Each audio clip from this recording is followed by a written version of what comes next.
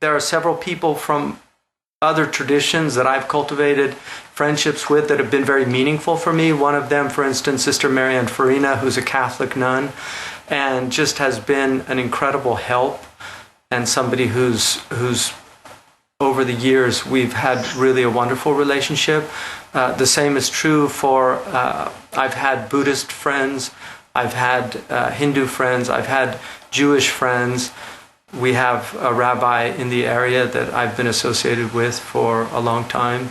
So I think for me, it's very important for us within the religious traditions, especially people that have the tribulation of leadership, is to have good relations with other people, because if the leaders have good relationships with other faith communities, then it sets the standard for the people that look up to them. Whereas if they're denouncing, if they're attacking or criticizing other religious traditions, which very often happens in that type of populist approach to religion, the demagogues amongst the religious people, that ends up having a very corrosive effect on people's hearts and their inability to see other religions as having every right to be here. The great poet Hafiz said, if you knew that the whole world was a divine banquet and everybody had the same invitation from the Creator, how would you treat the other guests at the banquet?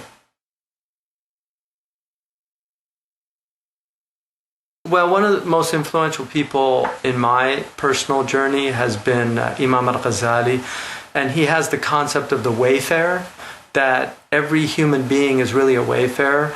One of my favorite people in the modern period is Edith Stein, who said that anyone who is actively searching for the truth is actively searching for God, whether consciously or unconsciously. And that's actually a Ghazalian perspective. Imam al-Ghazali said that everybody who is searching for the truth, whether they find it before they die or not, will be saved. Because that is the purpose, really, of life, is to set out on this journey. And it's an epic journey. It has all of the trials and tribulations that go with the epic journey. So each one of us should see ourselves on this heroic journey. And we have to slay the dragons within ourselves, and sometimes the dragons out there. But if we don't slay the dragons within ourselves, we'll never be able to slay the dragons out there. We'll end up doing far more damage than good. I think in the time we're living in today, I actually think it's become absolutely necessary for the average person to have knowledge of the major religious elements that human beings share on this planet. 23% of the world is Muslim. About 25 or 26% is Christian or has some identification with Christianity. Judaism has a very, very important and powerful role in the world, and also in the evolution of our religious traditions. Buddhism, the Asian religions, also Hinduism, over 1 billion Hindus, Buddhism, over 1 billion Buddhists. These are large numbers of people, and we should have a basic understanding. We obviously can't learn all the religions. There are many animistic traditions. There are many mythological traditions that are also important if we want to know literature or understand things. But knowing religious traditions now, for me, I think, is something that we have to take very seriously, and we have to know the basic beliefs of other peoples. It's very important, for instance, to know that Islam does not accept terrorism. Even Bernard Lewis argued that as a Jewish scholar of Islam, that Islam does not sanction terrorism. It's important to know that it's not from the religion. It's important to know that the concept of the chosen people in the Jewish tradition is not a sense of superiority, although it might be misunderstood in that way, but it was actually a sense of moral responsibility on the people, and something that the Quran actually mentions. It's important to know that in Christianity, that the Crusades or the Inquisition, that these things, in the true understanding of the great saints of Christianity, are unacceptable. That our religious traditions cannot be defined by the horrors and the atrocities of our religious traditions. They have to be defined by the saints and by the scholars and sages of these traditions. First and foremost, I think if there was one hallmark that I would see about all of our religious traditions, that they are very real attempts at enabling human beings to live life on earth without falling into a nihilistic despair that comes from a type of meaninglessness. And one of the hallmarks of modern society is increasingly despair, anxiety, angst about just being alive is spreading. And that's why we have, for instance, in my country, an opioid crisis right now. And so I think that's one of the most important things, is that religion answers those huge questions that all of us face as individuals. Who am I? Why am I here? What am I supposed to do while I'm here? Where did I come from and where am I going? These are the fundamental human questions that will never go away. And religions provide very profound, very subtle, often very sophisticated answers. Sometimes, in order to really penetrate their mysteries, one has to spend a great deal of time, which is why the great sages of all of our religious traditions spent years of training to really understand the answers to these fundamental questions at a deep and profound way. And often the power that they had was in their presence and how they were exemplars of the answers in their own personal being. And that's why I think more than ever the world needs sanctified souls. It needs the Tzaddik in the Jewish tradition. It needs the Sannyasa. It needs the Bodhisattva. It needs the Wali.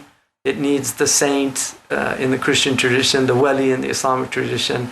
We need these more exemplars of these religious traditions, because religion is not the problem.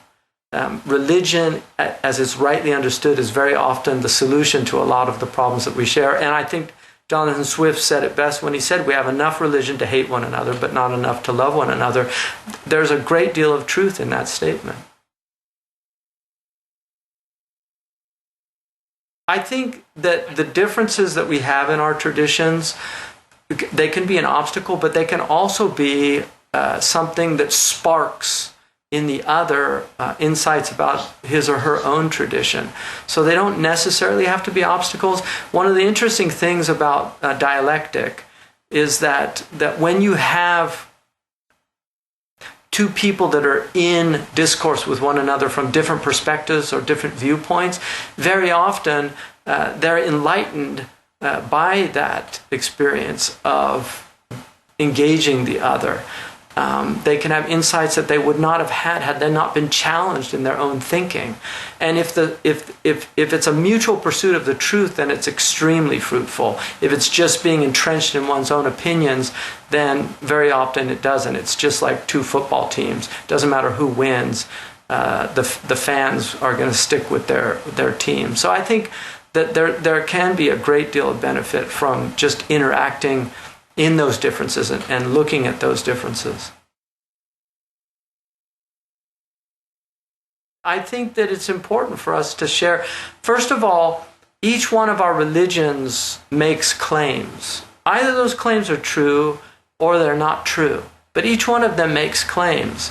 And it's very important for us to acknowledge that most of us have inherited these claims. That we actually have not done the type of soul searching to find the truth. We simply inherited something and then we're entrenched in that position. And so I think we're at a time when a lot of that's breaking down, especially for young people. And so with postmodernity, this idea that there's no meta-narratives, there's the idea that everybody has their own truth with a small case T and not a capital T, I think is a great challenge for our religious traditions. And I think that if we're honest with each other and with ourselves, that we're going to be increasingly confronted with that reality as time goes on. Part of the message is that we are up against a tsunami of materialism, of atheism, and these people are becoming increasingly convincing for a lot of people because there's so much trouble in the religious communities. And so instead of seeing that we're actually we're natural allies, because the fundamental understanding of religious people is that life is not just material, it's not just quantitative, it's also qualitative. That both elements are working in our very human nature that has a body and has a soul. That just that acceptance, whether you're Jewish, whether you're Christian, whether you're Muslim, Buddhist, or Hindu, all of our major religions all accept that premise, that there is a spiritual dimension to the human being that is actually the single most important dimension to our being. And that if we ignore that to our soul's peril and to our well-being, our ability to flourish as human beings. So I think our natural alliances should really be recognized and should be highlighted and should be pursued. One of the things in the Islamic tradition, when the rain is withheld, we're supposed to do a communal prayer, and the Christians and the Jews are also encouraged to come out with the Muslims and pray with them, because all of us suffer when rain is withheld from us. And I think I've argued that in our current crisis right now, we should really have the attitude of Daniel. Daniel's prayer is an extraordinary prayer where one just puts on the sackcloth and the ash and recognizes that we really need God's redemptive help, and that we are in crisis. Our globe is in incredible crisis right now. It's in many ways unprecedented in our history, what we know of our history. We've been through horrible periods, and this certainly is not the worst period that we've been through as a species. But what we're facing in terms of our environmental crises, in terms of our social crises, our civil crises, all of these things, we need help. And prayer is certainly a source of that help and a solace, if nothing else.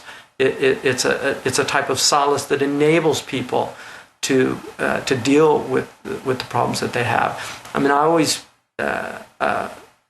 smile when I hear people quote Marx that religion is the opiate of the opium of the masses, because that quote's always taken out of context. He said it was the sigh of the oppressed. It was the heart of a heartless world.